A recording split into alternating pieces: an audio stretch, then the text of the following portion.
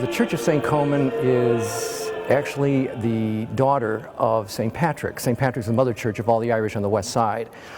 St. Patrick was founded when Ohio City is still Ohio City in 1853, but there were so many Irish coming to the area that other parishes were needed. The parish itself was started in 1880 by Monsignor Eugene O'Callaghan, who was also who had been the pastor at St. Patrick's on Bridge Avenue.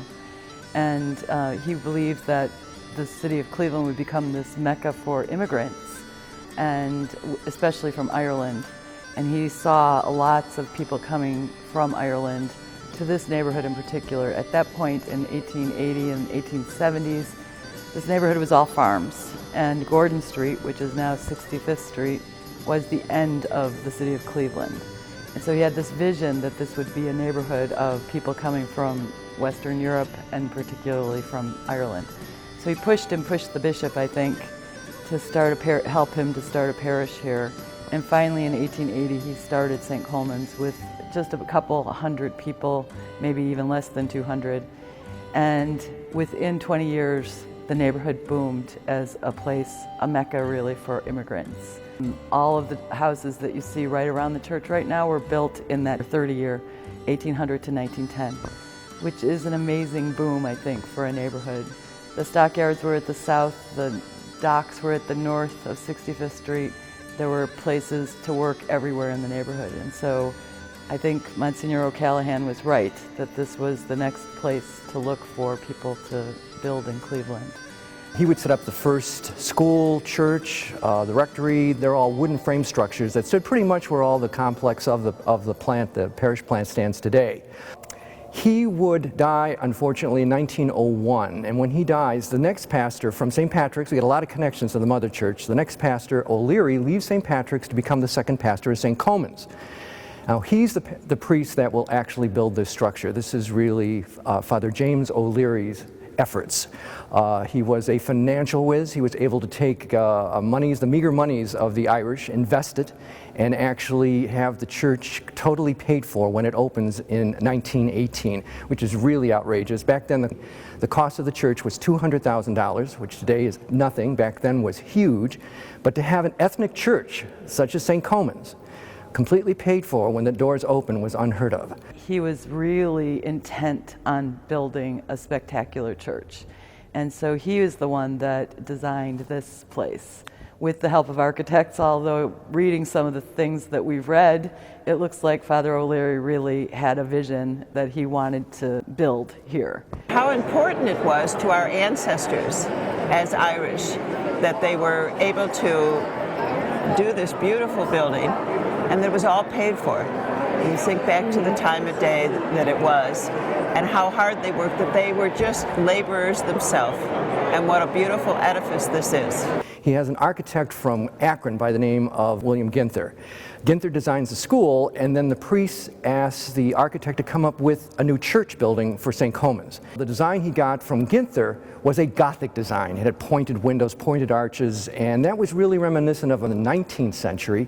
And O'Leary looked at it and thought, well, that's great for the last century, but I want to build a structure that'll show the Irish are part of the status quo now. So out of frustration, he writes the bishop, and he says, either I start all over again, or I take these sketchy concepts and turn it over to some local architects, and that's what he does. He turns it over to J. Ellsworth Potter and Edwin Schneider, Cleveland architects, who take this Roman architect's initial concepts and work up the drawings needed to actually build the structure. This is the last of the ethnic Irish churches.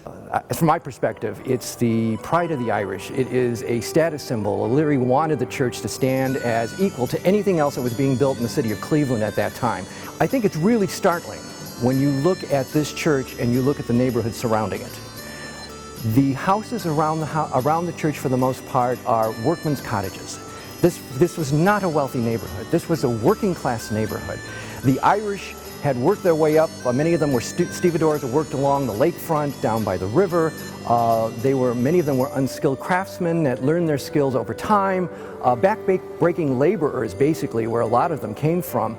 And so the idea that the church would be a status symbol, that was something that O'Leary really wanted to capture. What was really amazing was the story of the Irish in Cleveland and the significance of this parish, and sort of showing the community that they were a full and important member of the greater Cleveland community. St. Colman Parish, it's one of the most beautiful churches we have in the Diocese of Cleveland.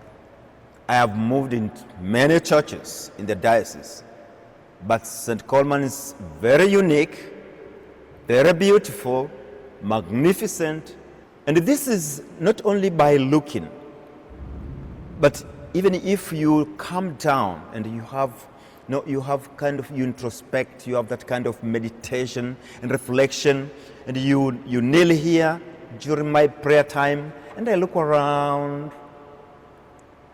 Then what comes to my mind always, wow, these people, they offered everything. These people were genius. These people were talented. And I don't think really if today we can have such kind of magnificent work of art.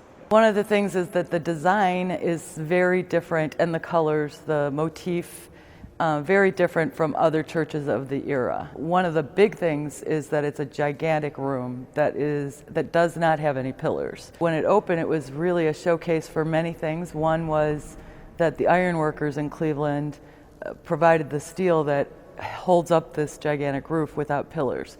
And then the other thing it showcased was Irish craftsmanship. Monsignor O'Leary really wanted to showcase Irish people as craftspeople. O'Leary is letting people know that when he contracted for the craft inside the church, the marble work, the altars, the communion rails, the shrines, he went to Dublin and he contracted with Irish artisans.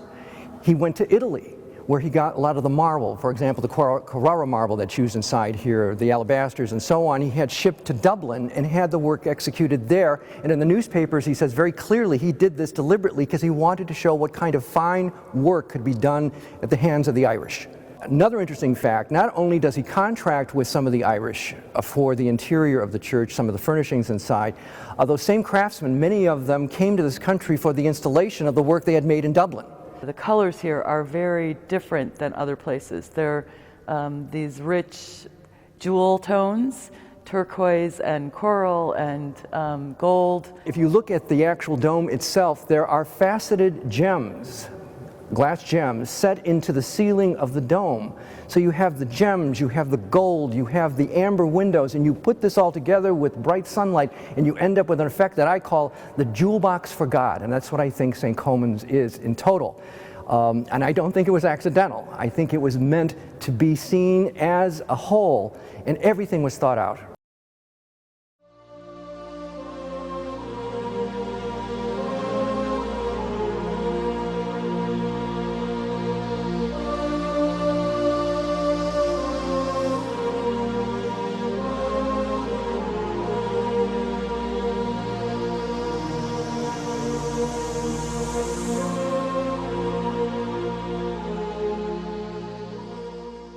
Those Sisters of St. Joseph, who had served her since 1886, they started the school, stayed and helped the parish through that period.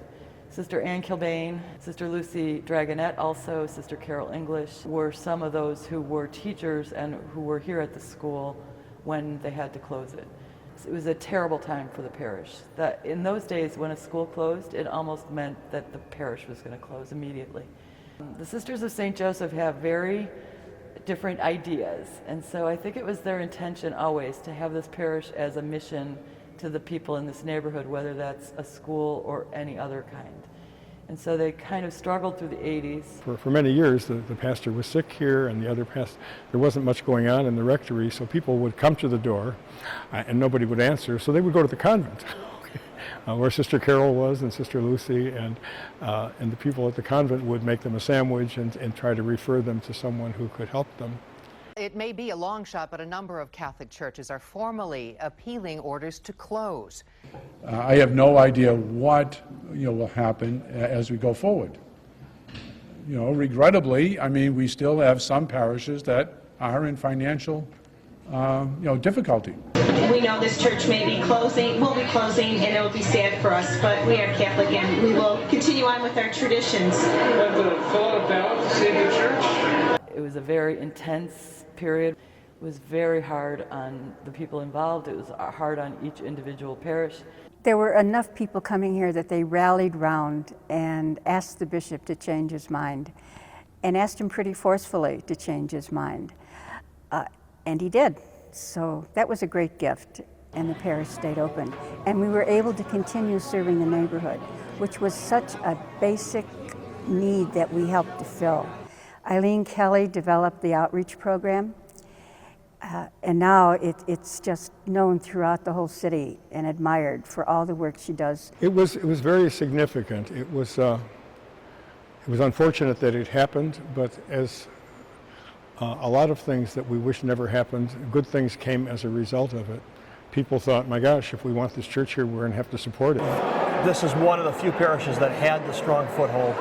They had the grassroots, the foundation to save it, and even though they were suggested to close, the community itself believed enough in it to fight it all the way to the top, and to say, no, we're not going to let that happen, that this is ours, this belongs to us.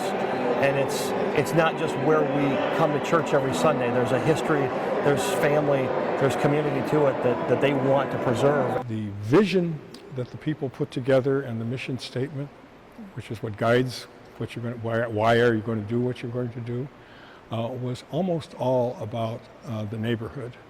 It was about preserving the church and preserving this historical building, about preserving the heritage of the Irish people and the others, the Italian groups that came through this parish over the years. But it was also about the neighborhood, about answering the door to people who come to the door and being there for their needs. The parish council approached Sister Lucy and Sister Carol, who were still here in the parish, and asked if they would be co-administrators of the parish. They were very happy to do that. They invited me to join them as the business manager. And so among us, we were able to keep the parish going. We got some of the work done on the building. More people started coming back that had grown up here. So it was a good time. It was a start. So then I was part of St. Colman's, part of the sacramental ministry when St. Patrick's Day rolled around in March of 1995. And I had never seen anything like the St. Patrick's Day celebration.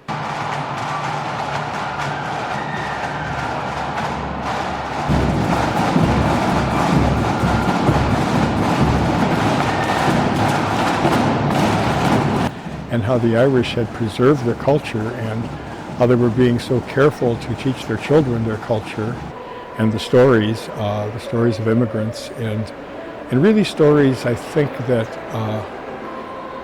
dealt very much with Irish spirituality, a big part of which is compassion. It was a holy feast, and they wanted to start it that way. So they had Mass here at St. Colman's, which was just wonderful. People come back who don't come back any other time of the year. The bagpipes and the drums, the noise just echoes in here. It is a wonderful time. We always cherish the tradition, the customs, the culture, and the beliefs. Because the moment we don't have the origin, then we are lost. Every religious community has something that they really stand for as part of their vision.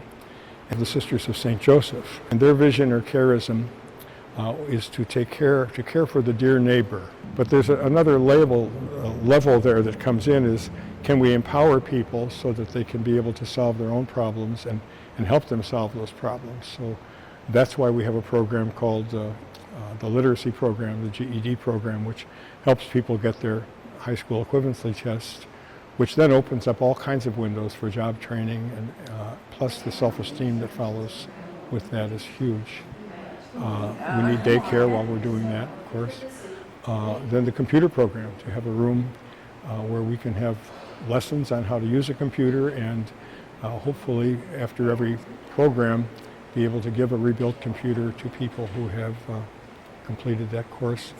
Because that digital divide is really horrible for children who go to school and have no computer in their home, and they're competing with kids who do have a computer in their home. It's like having a library at your fingertips. That's why an inner city parish should not close.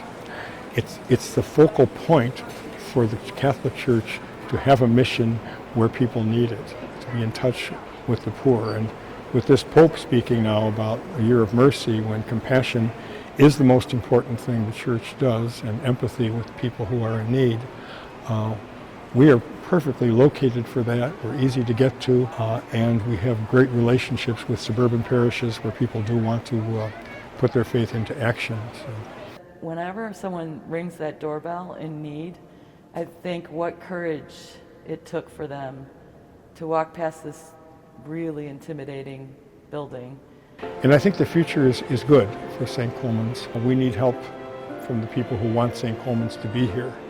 So if they wanted to be here because of their family history, if they wanted to be here because of the mission to the poor, if they wanted to be here so they have a place to volunteer, if they wanted to be here for their Irish heritage, or for the architecture, for the beauty of the place and what it adds to the city of Cleveland, then we're going to ask them to become a St. Colman friend for life and make a monthly donation to keep St. Colman's afloat and to keep our buildings maintained. I see a vibrant community here. I think that that's where the future is. It's in the hands and the hearts of these people who have already poured so much into it, and I can't imagine that would ever stop. You can't count on St. Colman's being there if you don't support it, if you don't participate, if you don't enjoy it regularly, not just at a wedding or a funeral or on St. Patrick's Day. So now it's our duty, and particularly we in the church, to make sure that we look for ways how we can make this church vibrant again and how we can pull more people to the faith. As a pastor, you need to fall in love with the people so that their lives and their joy, their anxiety, whatever's going on in their life becomes your own, becomes like family. And that was the best piece of advice I ever had. So when I came here, I began to see if I could fall in love with the people, and I really did. I have great hopes for the parish. The parishioners now come together and just care about one another. I think that as long as the neighborhood is here, there'll be a need for St. Colman's. And right now they're filling that need beautifully. People appreciate, as I do appreciate, that really this work of this building, this church, it was constructed, it was built by these genius people, so talented. And as we are here today, it's now to carry on this legacy, to make sure we keep this beauty. I think St. Colman is a heritage, especially for the Irish who had their roots here. But St. Colman, when the Irish immigrants came over, this church helped people get a start on a new life. The church was the heart of everything, and they always got help from the church. And I find that's how it is today, but the Irish are the helpers, and we have more immigrants and refugees coming, but people come here for help, and then of course to pray and to worship. It's a beautiful community. This is now American heritage. The point being, this will never come again. If this is demolished or destroyed, this kind of craftsmanship, this kind of joining of all these wonderful fine materials in one place in praise of their God will not be repeated again. but some things are worth it and some things not so much. This is definitely worth a national effort to maintain things like this, because as I said, we're not going to see it again.